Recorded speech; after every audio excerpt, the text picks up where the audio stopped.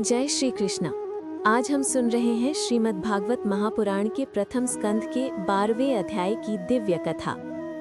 महाभारत युद्ध समाप्त हो चुका था। धर्म की विजय हुई, अधर्म का विनाश हुआ।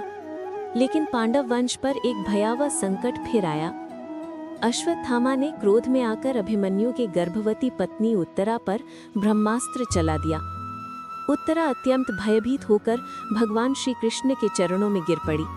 वो रोते हुए बोली, हे प्रभु, मेरे गर्भ में जो बालक है वही पांडव वंश की अंतिम आशा है। यदि ये न रहा तो ये वंश समाप्त हो जाएगा। कृपा कर मेरी रक्षा कीजिए। भगवान श्री कृष्ण तुरंत प्रकट हुए।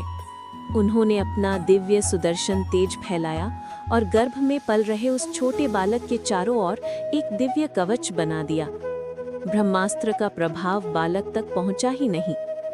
इस प्रकार भगवान ने उस अजन्मे बालक की रक्षा की। समय पूरा हुआ और एक तेजस्वी दिव्य आभा वाला बालक जन्मा, जिसके मुखमंडल पर ऐसा प्रकाश था कि सभी समझ गए ये साधारण बालक नहीं है, ये भगवान की कृपा से जीवित बचा है।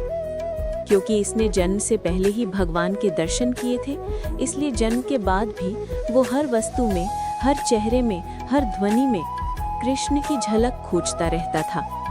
इसलिए इसका नाम रखा गया परीक्षित, अर्थात जो संसार में हर जगह भगवान को खोजने का प्रयास करे।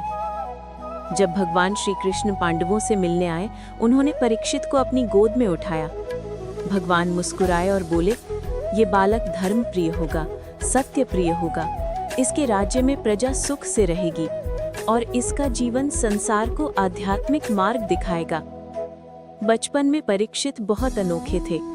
वे कृष्ण की मूर्ति देखे बिना दूध तक नहीं पीते थे। मोर पंख देखते तो कृष्ण याद आते, पीतांबर देखते तो कृष्ण याद आते, रथ चक्र देखते तो कृष्ण याद आते।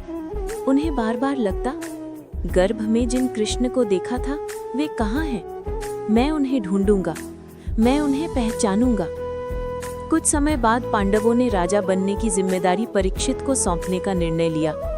युधिष्ठिर ने परीक्षित को बुलाया और प्रेम से कहा, बेटा, अब ये राज्य तुम्हें सौंपते हैं। धर्म का पालन करना, न्याय करना, प्रजा की रक्षा करना। उस दिन एक विशाल सभा बुलाई गई। ऋषि मुनि, ब्राह्मण, मंत्री, सैनिक सभी उपस्थित थे। दिव्य मंत्रों की ध्वनि गूंज उठी। कलशों में पवित्र जल भरा गया। स्वर्ण सिंहासन पर बैठे परीक्षित के मस्तक पर ऋषियों ने दूध, घी और पवित्र जल का अभिषेक किया। शंख बज उठे, दिए जल उठे, दिव्य प्रकाश चारों ओर फैल गया। परीक्षित के मुख पर तेज चमक रहा था, मानो भगवान स्वयं उसे आशीर्वाद दे रहे हों। ऋषियों ने कहा, परीक्षित, तेरा राज्य धर्म से भरा हो। भगवान का नाम तेरे हृदय में सदैव बसा रहे। तू प्रजा की रक्षा करे और संसार के लिए प्रकाश बने। इस प्रकार परीक्षित का राज्याभिषेक संपन्न हुआ और इसी के साथ पांडवों ने संसार को ये उत्तराधिकारी सौंप दिया, जिसका जन्म भगवान की कृपा से हुआ था, जिसकी रक्षा स्वयं भगवान ने की थी और जिसका जीवन आगे चलकर भागवत कथा का कारण बनेगा। ये अध्याय हमें दो महान शिक्षाएं देता है। पहली, जब भगवान रक्षा करना चाहते हैं तब मृत्यु का अस्त्र भी कुछ नहीं बिगाड़ सकता। और दूसरी, जिसका जन्म ईश्वर की इच्छा से होता है, उसका जीवन संसार के लिए मार्गदर्शन बन जाता है। जय श्री कृष्ण। वीडियो को लाइक, कमेंट, शेयर और चैनल को सब्सक्राइब करें।